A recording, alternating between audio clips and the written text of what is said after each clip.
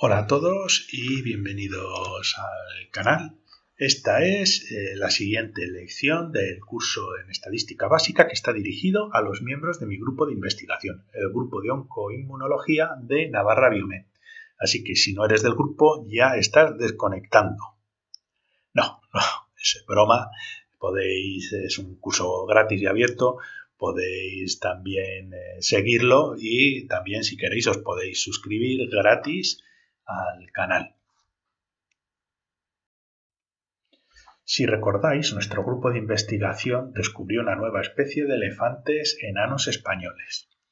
Esto también es broma, es simplemente un ejemplo divertido para que nos vayamos introduciéndonos al mundo de la ANOVA. Como los de mi grupo me conocen, pues no tengo que dar estas explicaciones, pero si no sois de mi grupo, pues para que lo sepáis.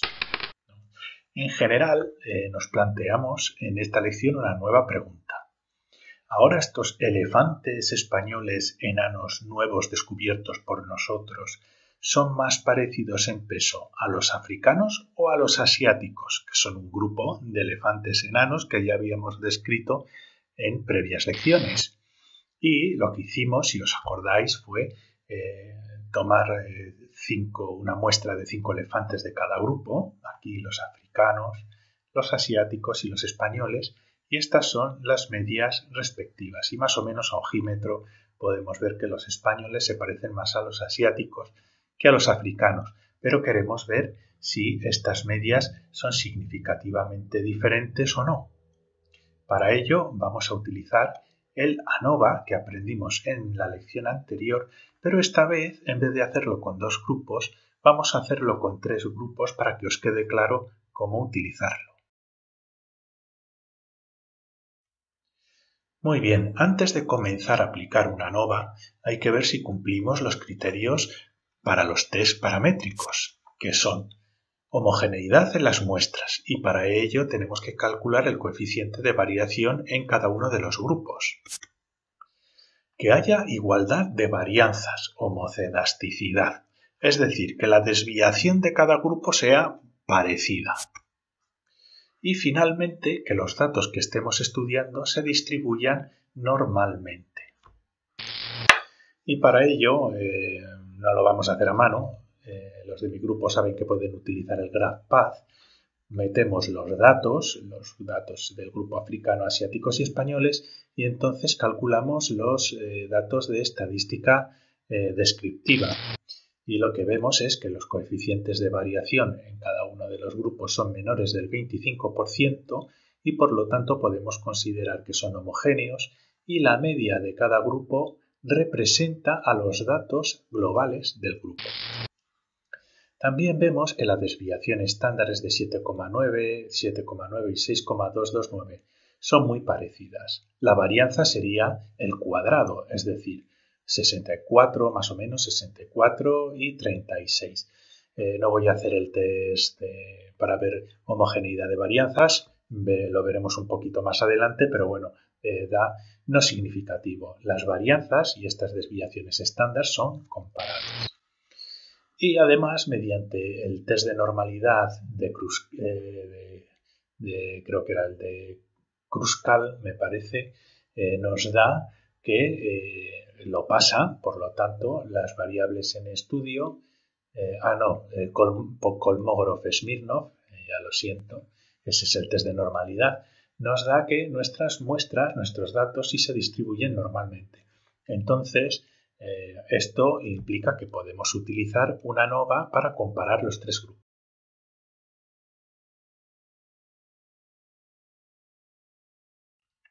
Muy bien. Ahora lo que tenemos que hacer, si os acordáis del vídeo anterior, es calcular las sumas de cuadrados y grados de libertad que proceden de cada fuente de variabilidad. ¿Y cuáles son estas? Pues bueno, la variabilidad total, la llamo la fácil porque es la más fácil de calcular.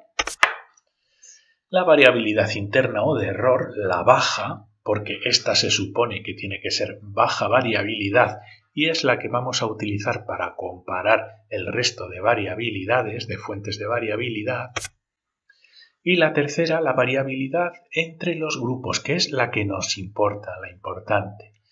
Si resulta que la variabilidad entre las medias de los grupos es muy alta en comparación con la variabilidad interna dentro de cada grupo, que es la baja, entonces diremos que las diferencias son significativas. Muy bien, pues calculemos las variabilidades en formas de sumas de cuadrado y grados de libertad. Esta es la total, la fácil, donde cogemos y ponemos a todos los datos como si fueran un grupo, todos al mismo saco. Los grados de libertad son 14. 15 datos menos 1, 14. Con estos datos calculamos una varianza, y esto es lo que nos da la varianza. Y la suma de cuadrados se calcula multiplicando la varianza por los grados de libertad. 139,24 por 14. Si no sabéis por qué, repasaos las lecciones anteriores. Y estos son la suma de cuadrados que nos da todos los datos globales. 1949,36. Y esto resume toda la variabilidad de los datos en su conjunto, todos. Muy bien, ahora vamos a calcular la variabilidad interna o de error, la baja. ¿Por qué? Porque, bueno, este grupo tenía un coeficiente de variación bajo y podemos calcular una varianza que por definición la consideraremos baja. Los grados de libertad son 4 porque son 5 datos menos 1. Y la suma de cuadrados es la multiplicación de la varianza por los grados de libertad y esto es lo que nos importa. Con los asiáticos hacemos lo mismo y justo por pura casualidad da lo mismo, nos da la misma varianza, tenemos los mismos grados de libertad y la misma suma de cuadrados. Y hacemos lo mismo con la variabilidad interna en el grupo de los españoles. 4 grados de libertad, esta es la varianza, 38,8, y estos son las sumas de cuadrados, la multiplicación de 38,8 por 4. Y ahora tenemos que englobar toda esta variabilidad procedente de los tres grupos que hemos definido baja en una sola. Y como sabemos que la suma de cuadrados y los grados de libertad se pueden sumar, son aditivos, la variabilidad error en los datos de nuestros grupos consiste en 12 grados de libertad, 4 más 4 más 4 son 12, y 655,2 la suma de cuadrados, que es la suma de 250 más 250 más 155,2. Y esto nos va a representar la variabilidad de error, la variabilidad interna, con la que queremos comparar la variabilidad procedente de las medias de los grupos. Así que pasamos a calcular la variabilidad entre los grupos. Esta es la importante. ¿Por qué? Porque comparamos si estas medias difieren mucho o no. Y para ello, lo que hacemos es considerar las tres medias de los grupos como un grupo con los datos de medias, donde el número de datos de medias es 3. Pero cada media hemos utilizado 5 datos para calcularla. ¿De acuerdo? Son 5 datos por media, 3 medias. Muy bien, los grados de libertad de este grupo de datos de media son 2, 3 datos menos 1. Esta es la varianza calculada con las medias, pero es una varianza típica de 129,5, que como sabéis es menor. ¿Por qué? Porque es menos variable al haber sido calculada con medias que contienen 5 datos. Para ello os aconsejo ver las dos últimas lecciones. Por lo tanto, para calcular la varianza real tenemos que multiplicar estos 129,5 calculados de estos datos por 5, que son el número de datos que hemos utilizado para calcular cada media. Este 90 incluye 5 datos en la realidad. Este 70 incluye secretamente 5 datos. Este 70,6 incluye 5 datos. Por lo tanto, la varianza calculada con estos 3 hay que multiplicarla por 5.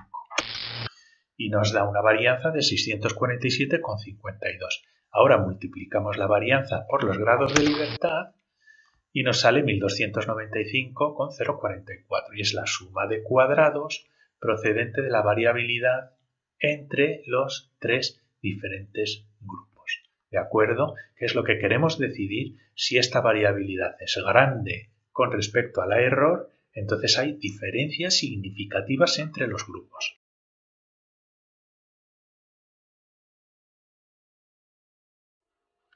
Vale, pues ahora ordenamos las fuentes de variabilidad con sus datos en una tabla. Ponemos los grados de libertad, suma de cuadrados, las varianzas calculadas con estos valores y después una F. Entre grupos, error y total. Aquí tenemos la variabilidad calculada entre grupos, la variabilidad error y la total. Bien. Los grados de libertad entre grupos, como hemos dicho, 2. El error son 12 y lo total son 14. Y como veis, suman. Por lo tanto, vamos bien. ¿Por qué? Porque son aditivos. Las diferentes fuentes de variabilidad nos tiene que dar la variabilidad total como resultado. Si lo hemos hecho así, lo hemos hecho bien. Las sumas de cuadrados entre grupos, 1295,04. El error, 6552. Y esta son las sumas de cuadrados totales. Que nos sale 1949,36. Con el programa GraphPad nos sale 1950,24. Pues bueno, al redondear, pues nos queda pues así, ¿no? Si tenemos la suma que nos sale esto, pero en la realidad es esto, es porque hemos redondeado. Bien. Calculamos las varianzas a partir de la división entre la suma de cuadrados entre los grados de libertad y nos sale una varianza de 647,52 y hacemos lo mismo con la del error. Y esta es la varianza ocasionada solo por el error, la variabilidad procedente del azar entre cada uno de los grupos y que definimos como baja. Entonces, a continuación lo que vamos a hacer es vamos a comparar si esta varianza es muy diferente de esta. ¿Cómo? Pues como hemos hecho antes, dividiendo la varianza más alta entre la del error y nos sale 11,86.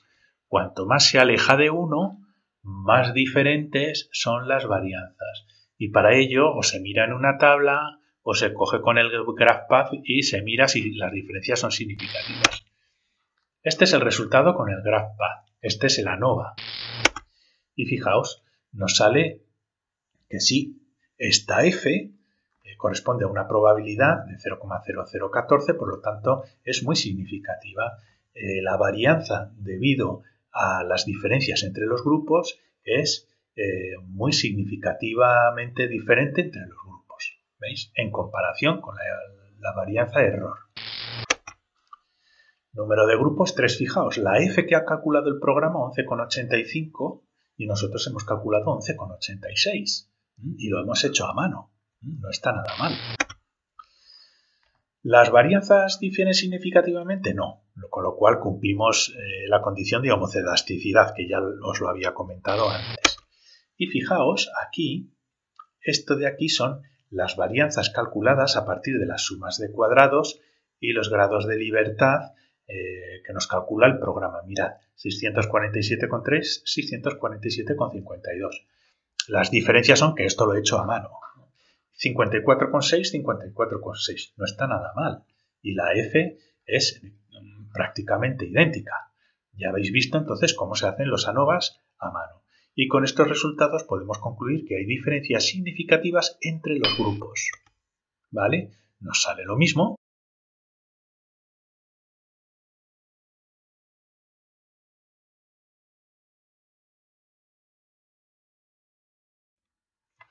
Pero ahora nos queda por saber quién difiere de quién. Y preguntaréis, ¿y por qué no hacemos comparaciones 2 a 2 con tites o ANOVAs con dos muestras? Pues esto con este con este, ese con este. Pues bueno, si hiciéramos un test por cada comparación, ese test tiene un error de, ponemos un 5% de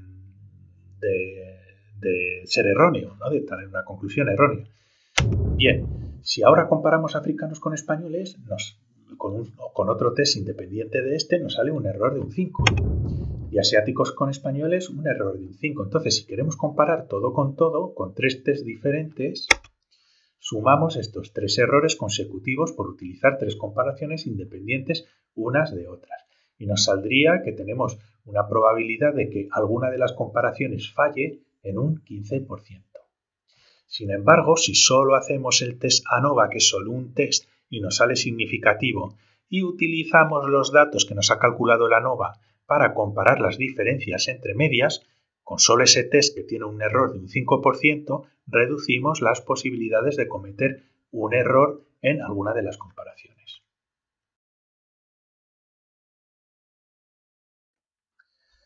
Para ello se calcula lo que se llama la diferencia mínima significativa, o LSD, no la droga, es Least Significant Difference, utilizando los datos que hemos generado de la ANOVA. Y para ello utilizaremos los test de Taki o de Dunnett y una tabla de diferencias de medias. Esto básicamente es lo mismo que hicimos originalmente de calcular el intervalo de confianza a partir de un grupo y teníamos que ver una T y ver la desviación estándar, etcétera, etcétera.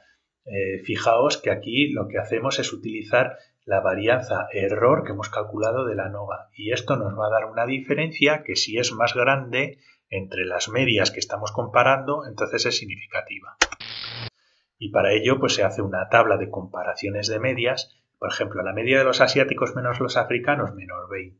Si este menos 20 es más grande que LSD calculado, entonces concluimos que las diferencias son significativas. Los españoles con los africanos nos da menos 19, que os adelanto que es significativo. Los españoles con los asiáticos nos da solo una diferencia de 0,6 y esto, si calculamos el LSD, nos da no significativo. Entonces, con un solo test tenemos un error total de un 5% de equivocarnos con algunas de estas comparaciones. Si hacemos con el GraphPath el mismo test, nos da ya todo. Fijaos, estas son las diferencias que nos calcula el test: 20, 20, 19,4, 19,4, 0,6, 0,6. Es exactamente lo mismo que hemos calculado. Pero lo que nos hace el programa es calcularnos si estas diferencias son significativas de acuerdo con esa diferencia mínima que no es enseñado a calcular porque no merece la pena. Y nos proporciona la probabilidad de que estas medias sean diferentes. Entonces calculamos que los elefantes españoles enanos no difieren de peso de los asiáticos, pero sí que difieren de peso con los africanos. Y los elefantes africanos difieren de peso con los asiáticos significativamente, algo que ya habíamos visto antes. Si lo hacéis con el GraphPath, me vale.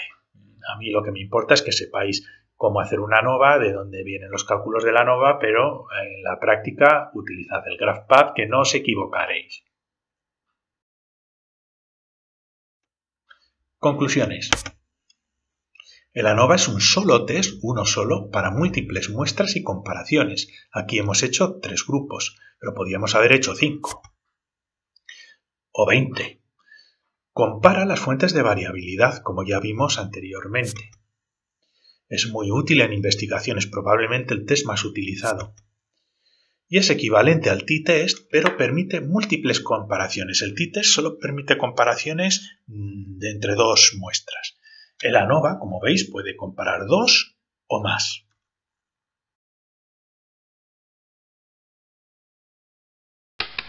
Bueno, pues gracias por vuestra atención y quedáis a la espera de la siguiente lección, que va a ser muchísimo más interesante que esta.